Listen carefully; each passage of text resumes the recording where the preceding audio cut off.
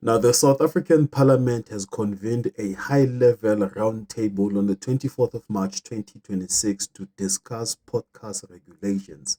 And the official theme was a multi-stakeholder dialogue on podcasting. Now, setting a balanced regulation for sustainability, growth, and strong accountability. Committee Chair Kusela Sangoni Diko emphasizes that this is meant as a constructive dialogue and not censorship. He said that this is to ensure that as the sector grows, it does so within a framework that supports innovation, protects the public interest, and expands participation in South Africa's digital economy. In other words, Parliament wants to balance free expression with accountability. So the Parliament Committee was in discussion to examine possible co-regulatory models rather than heavy-handed state control, so that podcasters voluntarily adhere to agreed standards under oversight. Now, some of the key points that was discussed were a mechanism to handle complaints, of which a formal complaint system is envisaged. Stakeholders will debate how to establish a formal complaint procedure for podcasts. For example, injured parties could lodge grievances with a media ombud or a code body rather than suing in court. Now, this was inspired by cases like the McG podcast controversy.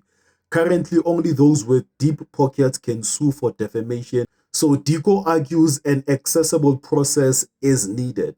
Now, in Parliament's view, podcasts should be tied to a code of ethics and practice that requires accuracy, fairness, and diversity, and offers recourse for hate speech or harassment. And they also tapped into clarifying how existing laws apply. For instance, do podcasters count as broadcasters under the Electronic Communication Act or the upcoming Audio, Visual, or Media Services White Paper? Can ICASA or the Film and Publication Board play a role? And the roundtable aims to identify gaps in current law and whether new rules are needed. And one of the major key points that was discussed is local creator support. Now, this is one of the major topics as it was speaking about growing the local industry. Now, the agenda explicitly includes measures to expand opportunities for local creators. Podcasters and industry bodies will press for policies such as grants, skills programs, discovery platforms, and etc. that will help the young South Africans to succeed. Now, several podcasters note the sector's diversity and potential, but worry that over-regulations could stifle the very voices that made podcasts to thrive. Now, as we all know that YouTube already has rules, so why is the South African government trying to create new ones? Is this about protecting people, or this is about controlling creators? Now, platforms like YouTube already have community guidelines that speak about hate speech, misinformation, and harassment, etc. And they also have monetization policies, strike systems and bans, and content removal processes. So technically, regulations already exist and it's global. Now, in simple terms, under YouTube regulations, it's platform controlled, which is global, and under government regulations, it's country controlled and it's local laws. Now, what this could mean is that YouTube can remove your video, but government could fine you, restrict you, or legally act against you. So the government is basically introducing a real shift from platform discipline to legal accountability.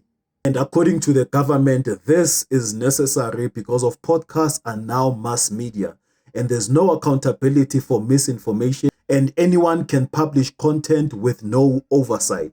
Harmful content can be spread without consequences.